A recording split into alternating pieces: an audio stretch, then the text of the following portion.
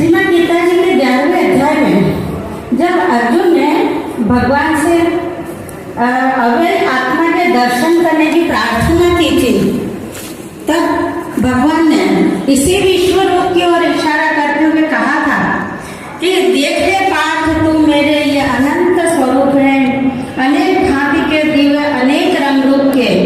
देख सूर्य, वसु, रुद्र, वायु, अश्विनी कुमार और भी जो नहीं देखे वो चमत्कार देख ले। अर्थात भगवान ने कोई जादू टोना नहीं किया था, परंतु उसे दिव्य दृष्टि अर्थात ज्ञान दृष्टि देकर इसी विश्व रूप परमात्मा का दर्शन कराया था, जो भगवान श्री मायानंद चैतन्य जी ने हमें उसको उस प्रत्यक्ष दर्शन की विधि को सर्वांग योग ग्रंथ में लिखकर हमें सहज ही सुलभ करा दिया है। तो विश्वरूप परमात्मा को जानने के लिए हम सभी के पास प्रकृति प्रदत्त 8 साधन है। वो इंद्रियाणि नरे पंचे षष्ठे तुमकी उच्यते सप्तमी बुद्धि इत्यादि क्षेत्रज्ञ पुनि अष्टमा। यानी 5 ज्ञान इंद्रिय, आँख, कान, नाक, त्वचा, जिह्वा, वो 6ठा मन, 7वीं बुद्धि और 8वां जीवात्मा स्वयं में जो जान बनकर इस विश्व रूप को जानने के लिए ही तो आया है और यही उसका अंतिम लक्ष्य भी है। तो इसे जानने की विधि में सर्वप्रथम भगवान श्री मायानंद चैतन्य जी कहते हैं कि बताशय अपने आगे रखना भूलना नहीं। बताशय यानी अधिष्ठान, क्योंकि जब हम किसी भी प्रयोग को करते हैं तो सर्वप्रथम हमें किसी पदार्थ की आवश्यकता होती है, तो उस पदार्थ के रूप में भगवान ने यह मिश्री का अधिष्ठान सामने रखने के लिए हमें आज्ञा दी है और कहते हैं कि फिर वे सूक्ष्म दृष्टि से देखना बोध के लिए ये में बोध होते ही मुक्ति है ब्रह्मचार से। तो जब हमने इस अधिष्ठान को सूक्ष्म दृष्टि से देखा तो इसमें हमें क्या दिखाई दिया? प्रथम इसका रूप, दूसरा इस रूप में ही वो रोज कुटस से भरी हुई मिठास और तीसरा इसका नाम। इस प्रकार जो रूप है उसको भगवान ने क्षर कहा और जो उसकी मिठास है उसे अक्षर नाम दिया है और इन दोनों का ही लय जिस एक में हो जाता है वही पुरुषोत्तम नाम है। परंतु उसका प्रत्यक्ष अनुभव करने के लिए भगवान ने जो विधि बताई है, तो भगवान ने कहा है कि सर्वप्रथम अपनी आंखों से देखो, दिखता है पदार्थ है, ऐसे ही विश्व में सारे रूप का दिखना भरा। तो जिस प्रकार से ये हमें एक पदार्थ दिखाई देता है, उसी प्रकार जब हम चारों तरफ नजर फेरते हैं तो हमें रूप ही रूप का अनुभव दिखाई देता है। और ये रूप हमें किसके प्रकाश में दिखाई देता है? अग्नि तत्व के प्रकाश में दिखाई देता है, क्योंकि ये जो रूप है ये अग्नि का गुण है और इसे की जो संपूर्ण उत्क्रांत स्वरूप में जो ज्ञान इंद्रिय है वो हमारे शरीर में नेत्र के रूप में स्थित है। तो इसीलिए विश्वरूप परमात्मा का जो अग्नि तत्व है वही इस संपूर्ण इस पिंड से लेकर ब्रह्मांड तक रूप भाव से विकसित हुआ है और हमारे शरीर में ज्ञान इंद्रिय नेत्र बनकर बैठा है। इसलिए सिद्ध होता है कि ये तीनों अखंड मंडलाकार रूप से एक दूसरे के साथ जुड़े हुए हैं। फिर दूसरे बार भगवान कहते हैं कि इसे हाथ लगा देखो, आता है स्पर्श ज्ञान में। तो जब हमने इसे हाथ लगाकर देखा तो हमें इसमें स्पर्श का अनुभव होता है और ये स्पर्श जो स्पर्श किससे भी हुआ हमें, तो ये हमारी त्वचा से हुआ। तो हमारी जो त्वचा है वो विश्वरूप परमात्मा के वायु तत्व से बनी हुई है और वायु तत्व ही संपूर्ण चराचर विश्व में स्पर्शन शक्ति से विकसित होकर हमारे शरीर की ज्ञान इंद्रिय त्वचा के रूप में पूर्ण उत्क्रांत अवस्था में पहुंचा है। तो इसीलिए हमारी जो त्वचा है उससे स्पर्श करने पर इसमें अनुभव होता है और ये अनुभव सभी को एक समान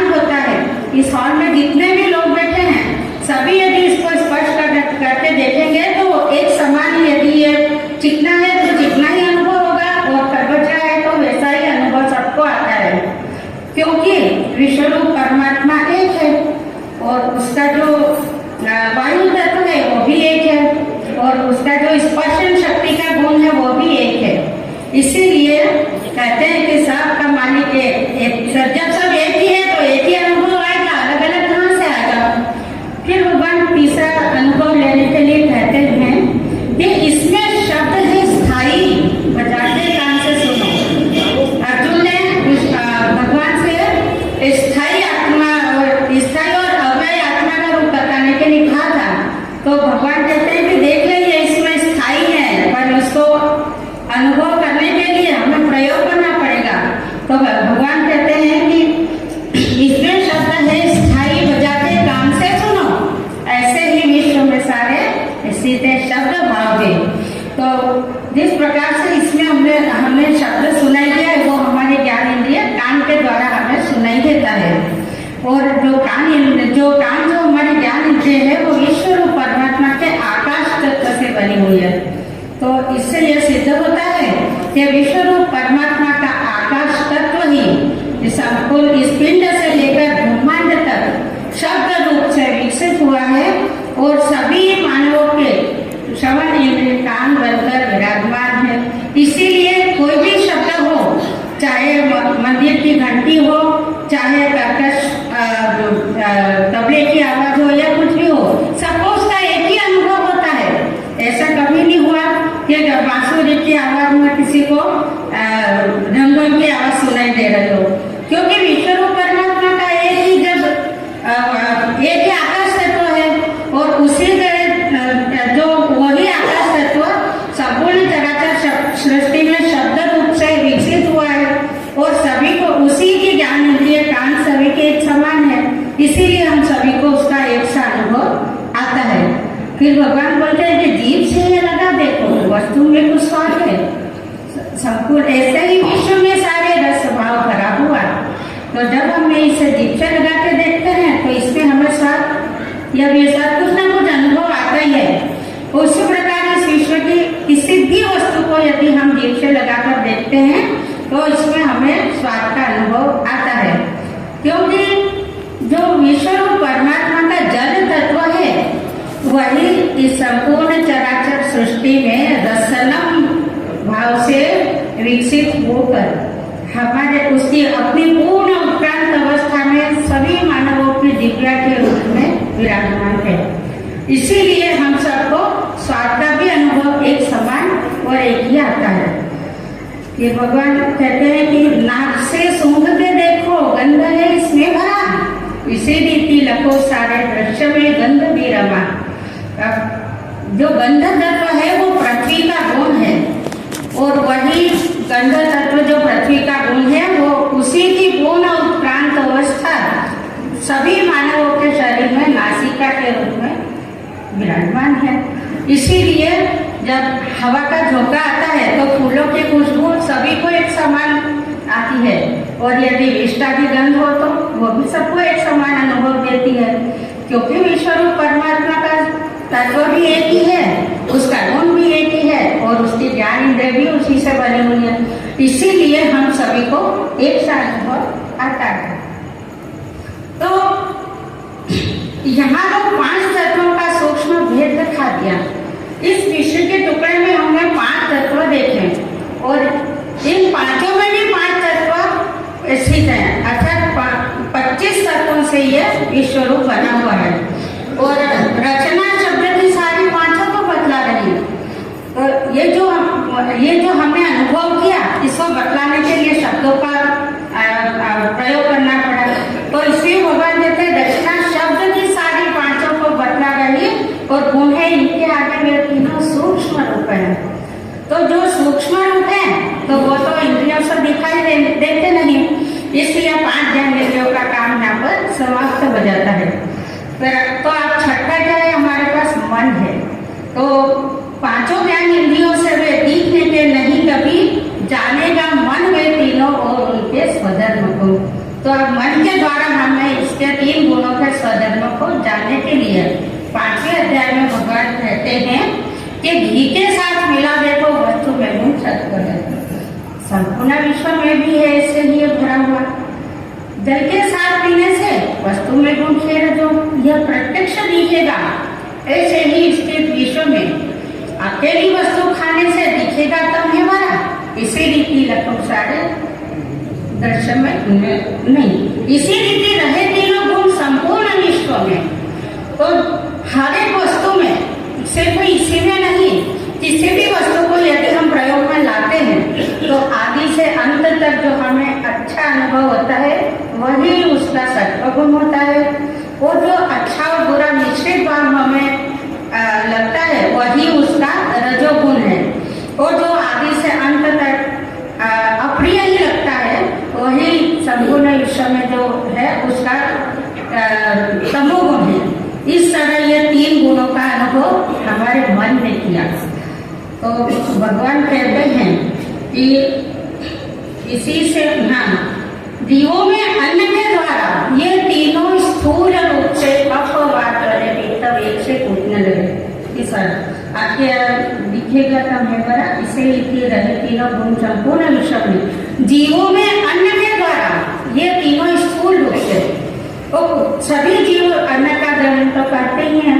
तो जब हमने इसे अन्न के रूप में ग्रहण किया तो इसमें जो तीन गुण है जो सत्व रजतम का अभी हमने अनुभव किया, वो हमारे शरीर में भी तीन गुण हैं, तो उनके साथ उसका संयोजन होते ही कफ वात और पित्त की नाड़ी धातु के रूप में बनकर कूदने लगती है, और वही और भी अधिक स्थूल होकर कफ धातु से हमारी बुद्धि, वात धातु से हमारा मन और पित्त धातु से अहंकार की रचना होती है। इस प्रकार स्वरूप, इसी से स्थूलता पाई स्वरूप के लिए मन बुद्धि अहंकार बन के कार्य करें। ऐसे ये 8 ही अंग स्थित है क्षर भाव में, ये जो 8 भाव है वो क्षर भाव में स्थित है, और इसी को साम्य अवस्था की शांति में कही। सांख्य शास्त्र में इसे ही गुण साम्य अवस्था कहा गया है।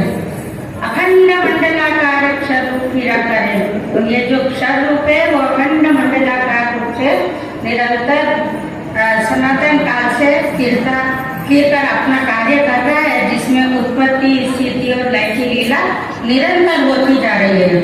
और यही तत्पद है दृश्य विराट, इस नाम से विश्वरूप परमात्मा का जो विराट स्वरूप है उसी को तत्व है, और सबों को दिखता है, ये प्रत्यक्ष जानते नहीं, और जब सभी को स्वाभाविक रूप से दिख ही रहा है, परंतु जब तक हमें सद्गुरु नहीं दिखाते तब तक जानते नहीं। तो इस प्रकार से यहाँ क्षर विराट दर्शन का अनुभव हमने इस अधिष्ठान के आधार से किया। अब छठा साधन हमारे पास है बुद्धि, तो बुद्धि से हमें इसके जो अक्षर तत्व है उसका अनुभव करना है। तो इसके लिए भगवान कहते हैं कि अब अक्षर आत्मा को जानने की सुरीति है, लखाते हैं इसे लेना श्रद्धा से सात्विक लिए। तो पहले ही भगवान ने कहा था कि विश्व रूप को जानने के लिए मुमुक्षु सात्विक श्रद्धावान होना चाहिए और सद्गुरु तत्वदर्शी होना चाहिए। तो श्रद्धा यदि होगी तो ही विश्व रूप का दर्शन होता है, यदि श्रद्धा नहीं तो दर्शन नहीं। तो संपूर्ण विश्व की लीला अक्षर में जिस हो रही उसी में जो बैठी है कि अस्थि भांति और प्रियत्व से, तो ये जो उत्पत्ति स्थिति लय की लीला जो क्षर में निरंतर हो रही है और ये हमेशा बदलती रहती है, इसीलिए इसे क्षर कहा है, जो क्षर सगुण साकार है और उसी को अपरा प्रकृति नाम दिया है। परंतु उसी बदलते हुए भाव में भी जो स्थायी रूप से और निर्गुण निराकार रूप से स्थित है वही इस वस्तु में अक्षर तत्व है। तो संपूर्ण विश्व की लीला अक्षर में जिस हो रही उसमें जो बैठी है अस्थि भांति प्रियत्व से वेदों के नेति का शेष वस्तु की उपलब्धि हो, जिसे वेदों ने नेति नेति कहकर छोड़ दिया है वही वस्तु ये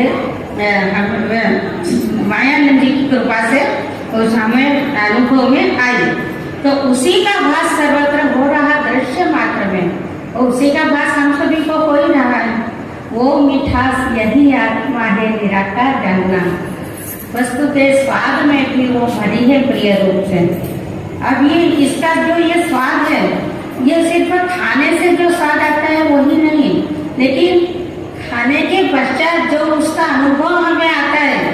अभी ये मिश्री का डल्ला है, आप सबने खाया है, तो जब आप इसका मन में विचार भी करेंगे तो इसकी मिठास का अनुभव आपका होगा। यदि खाया ही नहीं होगा तो कैसे होगा? तो उसी का भास सर्वत्र हो रहा दृश्य मात्र में वो मिठास यही आत्मा है। निराकार जानना वस्तु के स्वाद में भी वो भरी है प्रिय रूप से। अब मिठास को पूरी इच्छा कि देखूं निज स्वरूप में, तो क्या देख सकती है नेत्रों से निज रूप को? होते ही वृत्ति नेत्रों से देखना निज रूप, तो दिखेगा विश्व ये सारा, यही उसका स्वरूप है। यदि हम चाहें कि हम हमारी आत्मा को देखें तो हम क्या देख सकेंगे?